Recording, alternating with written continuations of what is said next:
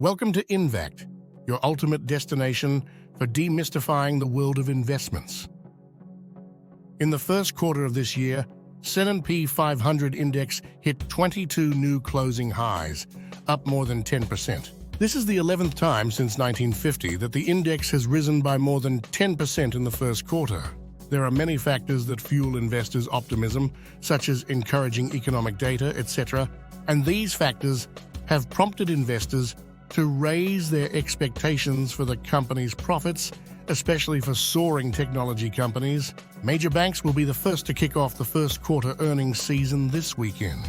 Some companies may fall short of expectations, but most companies will probably live up to investors' expectations. Analysts are optimistic about the big tech companies' performance. Jessica Rabe, co-founder of DataTrek Research, notes that in addition to Apple and Tesla, the performance expectations of other technology companies in the Big Seven have all been raised, not only for the first quarter, but also for the whole of this year and the whole of next year. Rabe pointed out that in the past 90 days, analysts raised the Big Seven earnings forecast per share for the first quarter by 5.5%.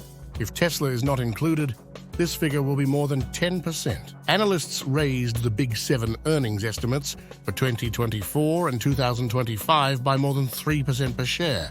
Rabe pointed out that this is in stark contrast to the S&P 500 index overall earnings per share forecast. Analysts lowered the index's overall earnings per share forecast for the first quarter by about 2.7%, and expectations for this year and next have remained largely unchanged.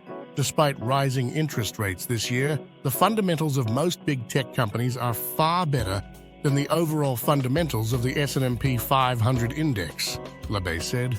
Given that the Big Seven have risen by double digits so far this year, with the exception of Apple and Tesla, they are under pressure to hand over a beautiful report card. However, they and other big companies may be up to the task. Chris Senyek of Wolfe Research pointed out that due to factors such as rising oil prices and uncertainty about the timing of interest rate cuts, investors should be wary that the next trend in the stock market may be more turbulent than in the first quarter. Despite this, Senyek believes that the stock market will not continue to decline unless the market begins to anticipate that the future economy and earnings per share will fall far short of expectations. Wolfe still expects the S&P 500's overall earnings per share for the full year of this year to be $245, which is slightly higher than the general market expectation of $244. Senyek expects that the company's performance and guidance given by management during the first quarter earnings season will be very stable.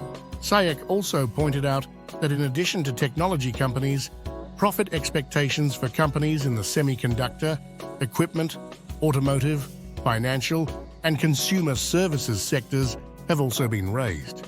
When the economy accelerates growth, cyclical stocks tend to lead the way. Rabe of DataTrek Research believes that as long as big tech stocks continue to hand over satisfactory reports, most of these stocks should continue to outperform the market and drive the S&P 500 index upward, because they have a lot of weight in the index. Rabe said, "We believe that even if interest rate fluctuations increase, investors' confidence in the fundamentals of big tech stocks should continue to support their rise." To paraphrase Lucy Maud Montgomery, author of Anne of Green Gables, nothing seems impossible this spring. For a stock market that has continued to rise this year, this includes hope that the stock market will continue to rise. Thank you for watching. If you found value in this video, don't forget to hit the like button, subscribe to our channel, and share it with your friends and family. Together, let's embark on a journey towards financial enlightenment.